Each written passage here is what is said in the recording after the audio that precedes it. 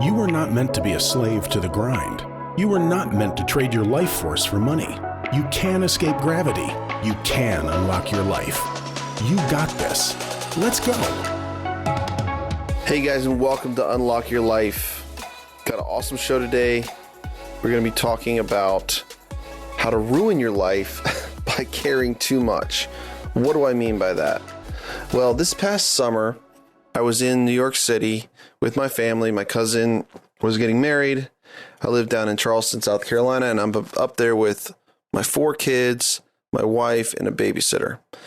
And we're staying in an Airbnb there, and my wife wanted to go to Times Square. You can take the kids to the Disney store, whatever, see Times Square. So I wanted to take a cab, but my oldest son, Jennings, who's 9, wanted to take the subway. And so he's begging to take the subway. It seems like a great adventure to him. I'm like, all right, fine. So we go in there. I buy these subway tickets. I'm trying to get through the turnstiles. Of course, the stroller won't fit, right? Because I have a 2-year-old. So I've got to open the emergency gate. Alarms blaring off, and then like 3 or 4 homeless people are like running at me to sneak in the gate since I opened the emergency exit, and they can ride the subway for free. And I'm like, whoa, okay, welcome to New York. And so I'm going down the stairs with the stroller, and we get on the platform, and of course we're on the wrong side. So the kind gentleman says, Jen, you got to be on the other side. So we go back up the stairs, cross over the tracks, go down the other set of stairs, and I'm leaning over, fiddling with something on the stroller, and this person walks behind me and just clips my elbow like pretty briskly. And I'm like, man, what's up with that? And I look up, and it's this woman. She's probably 110 pounds. I mean, not a big person. And she takes a couple steps. She got her back to me, right? Because she just clipped me and walking beyond me. And after 2 or 3 steps, she just stops and slowly turns around. And then she marches up to me and says, you hit me, and then expletive and cursing, and you hit me. I'm like, I didn't hit you. Like, I was bending over. You ran into me. What are you talking about? She's like, no, you stuck your arm out and you hit me as I was walking by. You meant to do it. And I'm like, look, no, I didn't. I'm sorry, but I didn't hit you. And I'm kind of not taking the situation too seriously just because this lady weighs 110 pounds. I mean, she's very small. I'm over 200 pounds, 6'3". I'm not huge, but I'm definitely bigger than she is. But then she walks closer to me and rears back and punches me in the chest. And it wasn't much. Like I said, she wasn't too big. But she hits me in the chest, and I'm like, okay, this is getting serious now. Because I got the platform, the subway. I've got my 2-year-old in the stroller. I've got, my other daughter and kids and wife and babysitter. And I'm like, I kind of get puffed up, bowed up, whatever. I'm like, you need to back up. You need to leave me alone. Get back, get away from me. And she does. And so I get on the subway, and I'm like, wow, that was crazy. That was totally crazy. Like, here was somebody that just had an insane reaction to something that I did or didn't even do, in my opinion. I'm just bending over, messing around with my stroller, and she runs into me, and all of a sudden it's almost this altercation. And it got me thinking about, like, wow, we cannot control what people think. We cannot control how people are going to react to us, right? And I'm using an extreme example to kind of make that point that it's like, you can be minding your own business. You can be doing something that you would think would be great and people would be generally appreciative of. It's like, here's a dad in the subway with his 4 kids and wife trying to go to Times Square, and somehow I'm getting into a fight. But the point is not being able to control people and being okay with that. And so I own about 1,000 apartment units, and we post stuff online. We talk about, closing deals because we're trying to attract investors. We're trying to attract deal flow. And we also have a mentoring program, education program that we sell.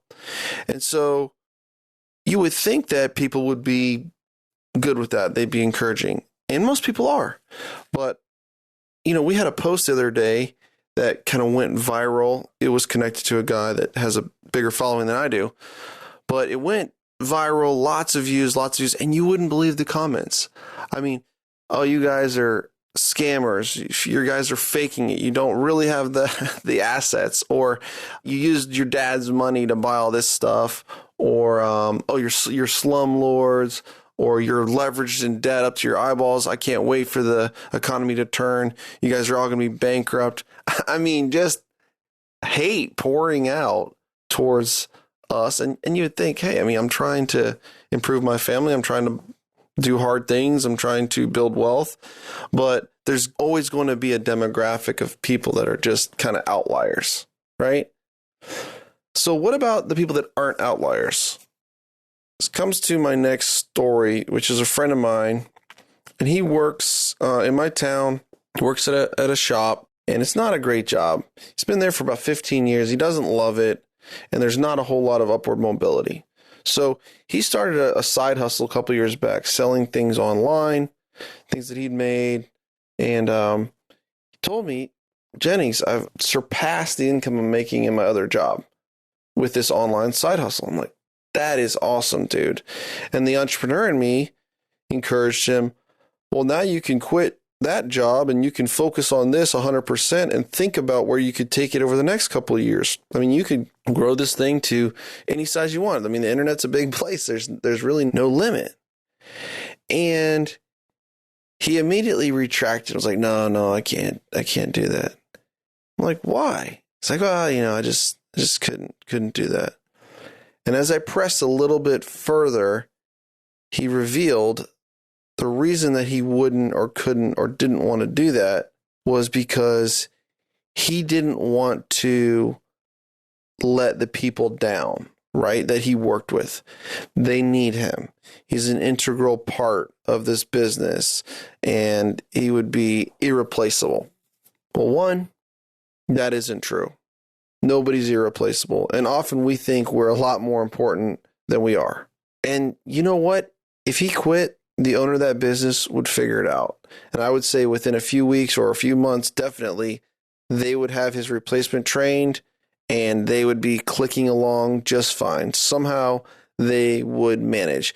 And that's something that I feel like people don't realize, that they're replaceable. And don't give your life, your time, your effort, your energy, your focus to the people that they care about you the least. I'm not saying his boss doesn't care about him. His boss probably does care about him. His boss probably wants him to stay there. But at the same time, if that's not his future, if that's not his focus, if that's not where he wants to go in life, then the biggest person that he is letting down and disappointing is himself. And that's the dark side about caring about what others think too much, right? I want people to think I'm a good guy. I don't want to let anybody down. I don't want to have an uncomfortable conversation. I don't want to do something difficult. I'm irreplaceable. My coworkers are going to be mad at me if I leave. Are you kidding me? Like, this is your life. This is your shot, and you only have one go round this world.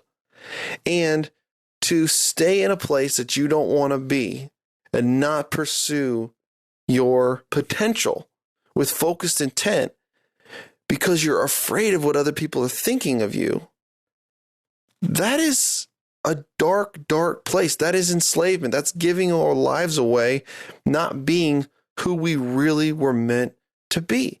And it happens all the time.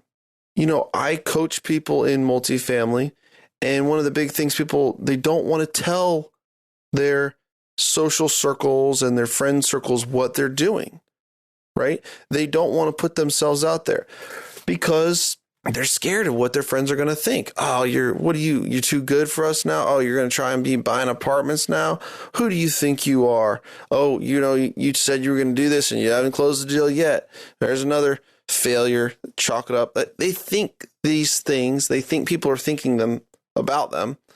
And I would say majority of people aren't even thinking that. They got their own problems. They're busy. They're focusing on their own stuff they have in their life. But the people that do, and maybe even voice it, that's crushing, right? And if that's something that's paralyzing you, right?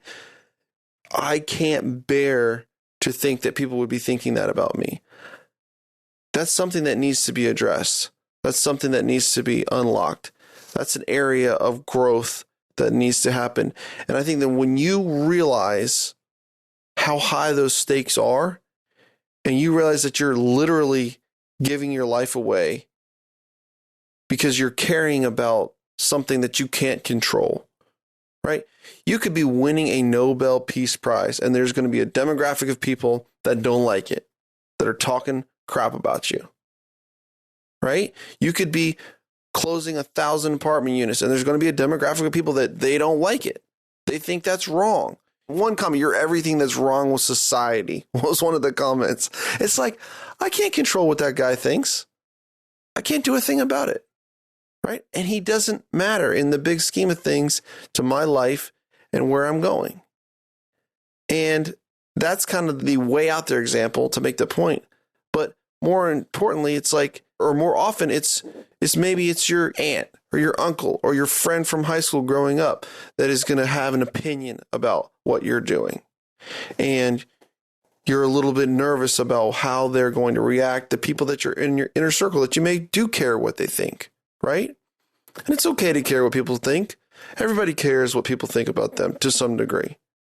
But when you let that go too far, and you let that start to influence and control the things you really, really want to do, when you're not going for it because somebody might not like it, or you know somebody's not going to like it, and you don't want to let them down, or you don't want to disappoint them, well, that's a different story.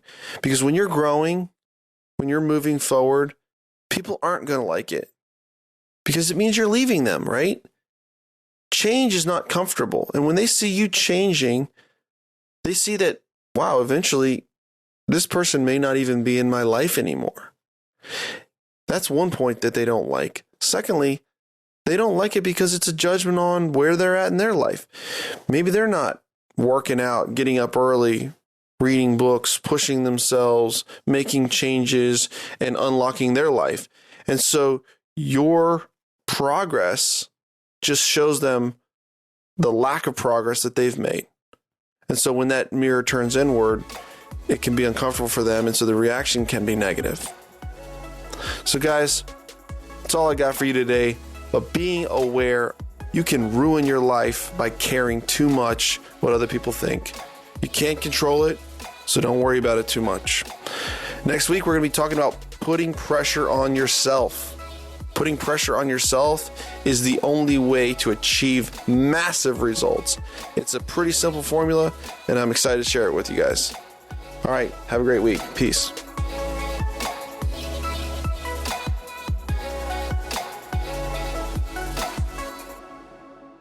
This is thepodcastfactory.com.